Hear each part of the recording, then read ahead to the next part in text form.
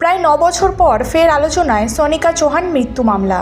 2017 সালের 29শে এপ্রিল ভোররাতে দক্ষিণ কলকাতার রাসবিহারী অ্যাভিনিউয়ে লেক মলের কাছে ভয়াবহ দুর্ঘটনায় মৃত্যু হয় মডেল অভিনেত্রী সনিকা চৌহানের।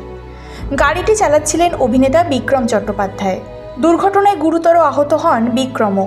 এই ঘটনায় বিক্রমের বিরুদ্ধে বেপরোয়া ও অবহেলাজনিত গাড়ি চালানো সহ একাধিক ধারায় মামলা হয়। পরবর্তী সময়ে আদালতেও তার বিরুদ্ধে বিচার এগোনোর মতো প্রাথমিক প্রমাণ রয়েছে বলে জানানো হয়েছিল।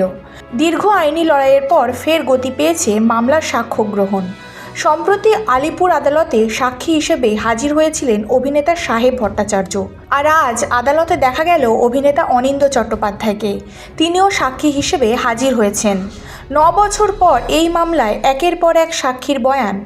তাহলে কি এবার দ্রুত এগোবে সনিকা চৌহান মৃত্যু মামলার বিচার প্রক্রিয়া? সময়ের সঙ্গে সবটাই সামনে আসবে।